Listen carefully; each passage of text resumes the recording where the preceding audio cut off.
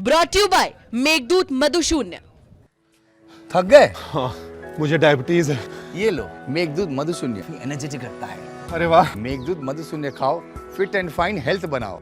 ये ऐसा हो ही नहीं सकता। इस्लाम में उस तरीके का कोई नियम ही नहीं कि किसी मंदिर को तोड़कर। और ये औरंगजेब की बनवाई मस्जिद, औरंगजेब के से तो खास तौर से ये उम्मीद नहीं रखी जा सकती। दीगर बादशाहों के मुकाबले में औरंगजेब का मामला बहुत अलग थलग था, वो बहुत ज्यादा ही धार्मिक थे, तो उनसे तो ये कतई उम्मीद नहीं रखी जा सकती किसी मंदिर को ढा के वो मस्जिद बनवा दें। उन्होंने फोटोग्राफ करके इस तरीके की, जैसे लगता है कि त्रिशूल हो और जैसे लगता है स्वास्तिक का निशान बना, तो उसमें देखिए यहाँ जो मुगल यहाँ पे आए, उनके मिजाज के अंदर सेकुलरिज्म था।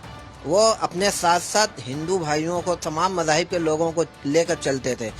ज्ञानवापी परिसर में 3 दिनों का सर्वे पूरा हो चुका है। सुप्रीम कोर्ट के फैसले के बाद 2 दिन पूरे हुए और अब चौथे दिन का सर्वे होगा। आज मुस्लिम पक्ष ने अपने तरफ से पूरा सहयोग किया और अब ये एएसआई का जो सर्वे है, ये कह सकते हैं फुल स्विंग में है। क्या रहा सर्वे में, मुस्लिम पक्ष इसे किस तरीके से देखता है, और जो लगातार बातें कही जा रही थी कि मुस्लिम पक्ष इसमें सहयोग नहीं कर रहा, वो कुछ जो वहाँ के कमरे हैं, तहखाने हैं, उन्हें नहीं खोल रहा, इन तमाम बातों पर बात करने के लिए हम मौजूद हैं इस वक्त वाराणसी में। जो वाराणसी के शहर काजी हैं, साथ साथ जो ज्ञानवापी के इमाम हैं और जो मसाजिद कमेटी है उसके जनरल सेक्रेटरी हैं, मुफ्ती अब्दुल बातिन नोमानी। स्वागत है आपका नोमानी साहब। शुक्रिया आपको तशरीफ लाने का। आज आप लोगों ने खुद भी उसमें देखा कि किस तरीके से ये सर्वे चल रहा है, तो क्या आपको लगा खास कि सर्वे में जो एक पहले सर्वे हुआ था एडवोकेट कमीशन का और जो एएसआई कर रही है? देखिए, आज उसका दूसरा दिन था और आज हम लोगों ने उनका एएसआई का पूरा सहयोग किया है और काफ़ी हमारे जितने कमेटी के लोग थे उसमें जिसका जिसका नाम ज़िला प्रशासन की तरफ से आया था, तो कईयों ने उसमें शिरकत किया और दिन भर साथ में लगे भी रहे। तो ये पिछले जो कोर्ट कमीशन के ज़रिए सर्वे हुआ था और इस सर्वे में थोड़ा सा फ़र्क है। इसमें ये इस बात के कोर्ट की तरफ से एएसआई को पूरी हिदायत दी गई है कि कहीं कोई चीज़ टच नहीं करनी है और कोई चीज़ तोड़ फोड़ नहीं करनी है, और सिर्फ वीडियोग्राफी और फोटोग्राफी और ऊपर से जो तरीक़ेकार होता है बग़ैर टच किए साइंटिफिक तरीके से, तो उस तरीके से ये सर्वे कर रहे हैं।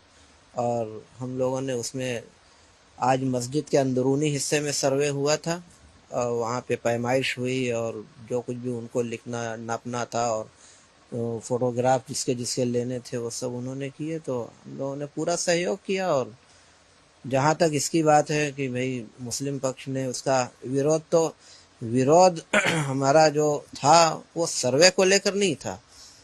सर्वे के जो तरीक़ेकार अपनाए गए थे पहले, तो उसमें हमको कुछ एतराज़ था और जब हमारा एतराज़ पूरा कर दिया गया, हमारी बात मान ली गई और जब सिस्टम के मुताबिक जब सब चीज़ होने लगा तो हमने साथ दिया और आइंदा भी साथ देते रहेंगे। बार बार ये कहा जा रहा था कि कुछ ऐसे तहखाने हैं, कुछ ऐसे कमरे हैं जो अभी तक नहीं खुले हैं, तो आपको लगता है कि इस सर्वे में कुछ अलग से कोई तहखाने, कोई कमरे हैं जो खुलेंगे?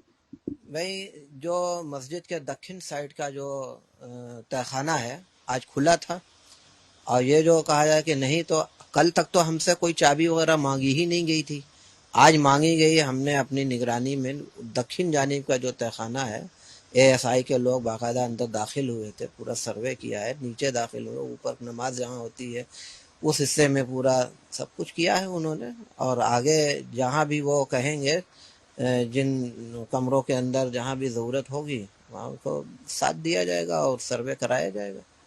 मुफ्ती साहब, पश्चिम दीवार से भी कोई तहखाना जाता है क्या, कोई दरवाजा है क्या? नहीं, पश्चिम साइड से कोई दरवाज़ा नहीं। पश्चिम साइड से जो दरवाज़ा है वो ऊपर छत को जाता है और वो उसी से ऊपर जीना ऊपर गया हुआ है और 3 मौके पर वहाँ पे नमाज पढ़ी जाती है, ईद पर, बकरीद पर और अलविदा के जुमा पर। साल में 3 मौके पर वो खुलता है, उस पर नमाज होती है। तो अब कहा यह जा रहा है कि जीपीआर यानी कि ग्राउंड पेनिट्रेटिंग रडार है, इस तरह के जो मशीन है या रडार के जरिए इसका पूरा सर्वे होगा। जो हिंदू पक्ष है उसका उसका कहना है कि इसके भीतर बहुत सारी ऐसी चीजें हैं जो मिल सकती हैं। आप क्या सोचते हैं इस बारे में?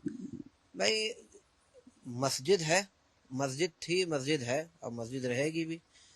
और हमारे यहाँ देखिए इस्लाम धर्म में बिल्कुल ये कानून बना हुआ है कि किसी गैर की इबादत गाह को, और इबादत गाह तो बहुत बड़ी चीज हो गई, किसी गैर के मकान के ऊपर भी नाजायज कब्जा करके मस्जिद बना दी जाए तो मस्जिद हम नहीं मानते और उसमें नमाज पढ़ना सही नहीं है। तो वो मंदिर होने का और ढा के गिरा के उसको मस्जिद बनवाने का कोई सवाल ही नहीं। अब रहेगी भैया कि उनकी आशंका है, उनका दावा है, तो उनके अपने इत्मीनान के लिए उन्होंने एएसआई के जरिए सर्वे की बात की है, कोर्ट ने उनकी बात तस्लीम किया है, ठीक है। अब जो हमारे हिसाब से वो मस्जिद है, वो कोई ऐसी चीज तो है नहीं कि वो उसमें मिलेगी। अब बहरहाल अब देखते हैं कि एएसआई की रिपोर्ट क्या आती है क्या नहीं। आप ये मानते हैं कि बिल्कुल मंदिर को नहीं तोड़ा गया है, मंदिर का इसमें कोई नामो निशान नहीं है और मंदिर तोड़ करके मस्जिद नहीं बनाएगी? ये ऐसा हो ही नहीं सकता। इस्लाम में उस तरीके का कोई नियम ही नहीं कि किसी मंदिर को तोड़कर। और ये औरंगजेब की बनवाई मस्जिद, औरंगजेब के से तो खास तौर से ये उम्मीद नहीं रखी जा सकती। दीगर बादशाहों के मुकाबले में औरंगजेब का मामला बहुत अलग थलग था, वो बहुत ज्यादा ही धार्मिक थे, तो उनसे तो ये कतई उम्मीद नहीं रखी जा सकती किसी मंदिर को ढा के वो मस्जिद बनवा दें। अलबत्ता उन्होंने खुद मस्जिदों के साथ साथ मठों के लिए जमीनें दी हैं, मंदिरों को जमीनें दी हैं। सब आज भी बनारस में बड़े बड़े मठों में, आप जंगमबाड़ी मठ के अंदर जाइए, वहां तलाश की देखिएगा, वहां भी औरंगजेब का फरमान वहां पे मौजूद मिलेंगे, जिससे लगता है कि यहाँ पे इन्होंने बहुत सी जमीनें दान दी हैं। और भी पूरे मुल्क के अंदर आप देखिएगा तो बहुत सी ऐसी जगह मठ और बड़े बड़े मंदिर मिलेंगे जिसमें उन्होंने दान दिया है जमीनों को और सब बनाए गए हैं। लेकिन जब ये बात आती है कि वहाँ की कलाकृति, वहाँ मिलने वाले त्रिशूल, फूल, देवी देवताओं की मूर्तियां, इस तरह की तमाम चीजें जो खम्भों पर तराशे हुए, नक्काशी किए हुए वैसे चिन्ह जो कि हिंदू प्रतीक चिन्हों से मिलते हैं, उसको क्या कहें? भाई, हम हर जुमा को वहां पढ़ाने जाते हैं नमाज। अंदर पूरे कभी आज तक इस तरीके का कोई निशान नहीं दिखा और नहीं दिखता, तो हम कैसे वो मान लें कि वो सही कह रहे हैं? इसमें कोई सच्चाई नहीं। हाँ, जो कुछ पत्थर वगैरह में जो कुछ निशान, जैसा कि उन्होंने फोटोग्राफ करके इस तरीके की, जैसे लगता है कि त्रिशूल हो और जैसे लगता है स्वास्तिक का निशान बना हो, तो उसमें देखिए यहाँ जो मुगल यहाँ पे आए, उनके मिजाज के अंदर सिकुलरिज्म था। वो अपने साथ साथ हिंदू भाइयों को, तमाम मजाहिब के लोगों को लेकर चलते थे, और यही वजह है कि मुसलमान होकर वो इस मुल्क के अंदर आए और 800 साल तक इतने बड़े मुल्क के अंदर हुकूमत इन्होंने कर दिया। आखिर कौन सी ऐसी वजह थी, किस बिना पर उन्होंने, तो उन्होंने क्या किया, सारे लोगों को साथ लेकर हिंदू भाइयों को अपने गले लगाया। अपने फौज में उनमें बहुत बड़ी तादाद हिंदू भाइयों की शामिल थी, जो सारी तारीख की किताबों में मौजूद है। तो यहाँ के उन्होंने उनके कल्चर को भी उन मुगलों ने कबूल किया। अपनी इमारतों के अंदर हिंदू भाइयों के जो निशाना तो उन्होंने उसको शामिल किया। और यही वजह है कि मुगलों के दौर की जितनी इमारतें मिलेंगी, चाहे मंदिर हो, मस्जिद हो, कुछ भी, उनके उसमें यहाँ बहुत सारे डिजाइन मिलेंगे, वैसे भी कुछ चीजें मिलेंगी जिससे ये जो कहा जा सकता है कि ये हिंदू भाइयों का है। तो इसको ये कहा जा सकता है कि हिंदू भाइयों को मिलाने के लिए और एक अच्छा माहौल बनाए रखने के लिए और प्यार मोहब्बत को बरकरार रखने के लिए उनकी एक चीज लेकर अपनी चीज में शामिल रखा कि मोहब्बत बनी रहे। इससे ये नहीं नतीजा निकालना चाहिए कि किसी मंदिर को तोड़कर ये बना दिया गया और ये निशान। मैं सवाल करता हूँ कि अगर फर्ज कर लीजिए कि किसी मंदिर को तोड़कर ये मस्जिद बनाई भी जाएगी, तो उसके निशान को क्यों बाकी रखेंगे? सब तो छुपा देंगे, सब बिल्कुल जाया कर देंगे, क्यों उसको निशान को बाकी रखेंगे? तो इसके अंदर कोई सच्चाई नहीं है, कोई इस दावे के अंदर कोई दम नहीं है। और भाई 12 अब सर्वे हो रहा है, अब रिपोर्ट आएगी। जो अगर एएसआई के सर्वे में इस तरीके का कुछ आ जाता है कि हाँ ये पुराना हिंदू स्ट्रक्चर था या मंदिर था, उसके ऊपर ये बनाया गया है जैसा कि हिंदू पक्ष दावा कर रहा है, तब क्या स्टैंड हो? अब उस वक्त जो फैसला आएगा, जो रिपोर्ट आएगी, तो अब हम उसको देखेंगे कि हमें क्या स्टैंड लेना चाहिए, क्या है। अभी हम पहले कैसे क्या बतला दें आपको, अभी तो कोई चीज आई नहीं सामने।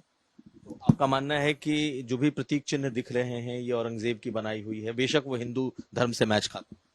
भाई हमने तो देखा नहीं है, जो कुछ फोटोग्राफ वगैरह आ रहे हैं उसके बुनियाद पे मैंने कभी वहां पे इस तरह इतने जमाने से मैं वहां नमाज पढ़ाता हूँ, आज तक हमें कोई चीज नहीं मिली।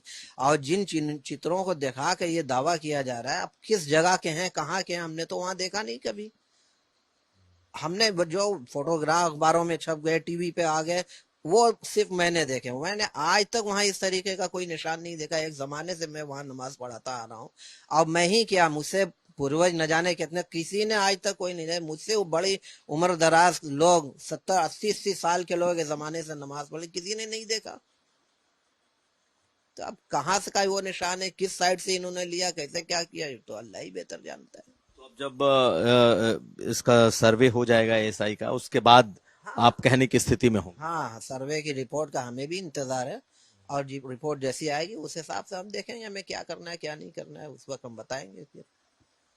आपको आखिरी सवाल, आपको ये लगता है कि इस सर्वे के बाद कोई ना कोई इसका परमानेंट हल निकल जाएगा कि आगे से इसे लेकर कोई विवाद ना हो, कोई हिंदू मुसलमान को लेकर के कोई बात ना हो? आपको लगता है कि ये सर्वे हो जाएगा और जो अदालती कार्रवाई है उसके बाद इसका परमानेंट सोल्यूशन निकलेगा? हाँ, अगर ये सर्वे बिल्कुल निष्पक्षता के साथ, शफाफियत के साथ, ईमानदारी के साथ सामने आएगा और उसके अंदर कोई रहेगा, तो ये तो मुस्तकिल, और यही एक आखिरी हल भी था जो हमारे हिंदू भाइयों की तरफ से कहा जाए, तो हमें तो लगता है कि अब इसके बाद फिर मसला हल हो जाएगा और फिर जो होना होगा होगा। लेकिन मैसेज ऐसा जा रहा था कि जैसे मुस्लिम पक्ष चाहता ही नहीं है कि एएसआई का सर्वे। मैंने शुरू में बतलाया कि ठीक है कि नहीं चाहता था, लेकिन न चाहने की वजह मैंने बतला दी कि जो सिस्टम था, सिस्टम से हट कर ये काम कराना चाहते थे।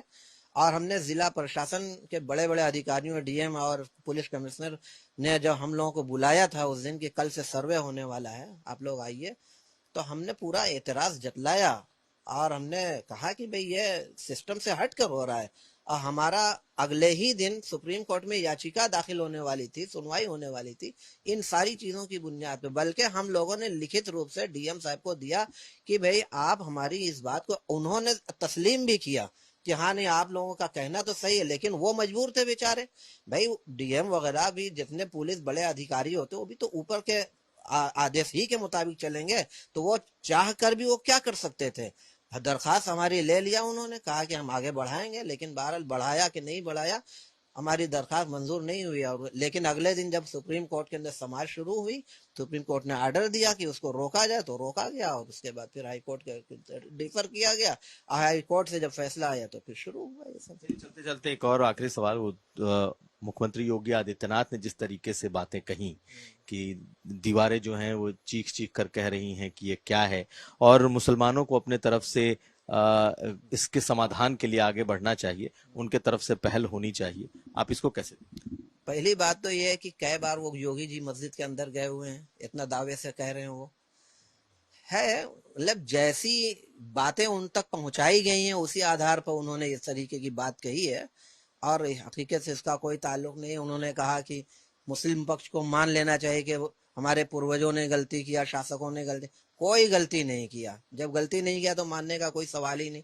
और फिर ये कि एक इतने संवैधानिक पद पर बैठे हुए व्यक्ति का इस तरीके का बयान गैर जिम्मेदाराना तरीके से, जबकि कोर्ट के अंदर मामला भी चल रहा है, विचाराधीन है, कैसे कोई आदमी इस तरीके का बयान दे सकता है? तो ये सब निराधार और बेबुनियाद बातें हैं, और ऐसा बिल्कुल नहीं होना चाहिए। कोर्ट में मामला चल रहा है, उसको चलते देना चाहिए, कोई समाधान या प्रपोजल नहीं जाना चाहिए। नहीं नहीं नहीं, कोई इस तरीके की बात, ये बयान बहुत ही गैर जिम्मेदाराना है। एक मुख्यमंत्री के रहते हुए, इतने बड़े ओहदे पर रहते हुए इस तरीके का गैर जिम्मेदाराना बयान उनको देना उनको शोभा नहीं देता, ये उनके शायान शान नहीं है। बहुत शुक्रिया आज तक से बात करने के लिए। शुक्रिया आपका, तशरीफ लाए आप हमारे यहाँ। तो हमारे साथ थे जो शहर काजी और इमाम, शहर मुफ्ती बनारस के, और इमाम भी हैं उसी ज्ञानवापी मस्जिद के, और उन्होंने बहुत डिटेल में, बहुत तफसील में अपनी पूरी बात रखी है। ऐतराज भी जताया है मुख्यमंत्री योगी आदित्यनाथ के बयान पर, और साथ साथ ये भी कहा है कि ये जो ज्ञानवापी मस्जिद है, ये मस्जिद ही है, ये मंदिर तोड़कर नहीं बनाई गई है। और अब जब एएसआई का रिपोर्ट आ जाएगी, एएसआई की रिपोर्ट, तब हम भी सोचेंगे कि उसके बाद आगे का एक्शन क्या हो। रोशन जायसवाल और संदीप दुबे के साथ कुमार अभिषेक,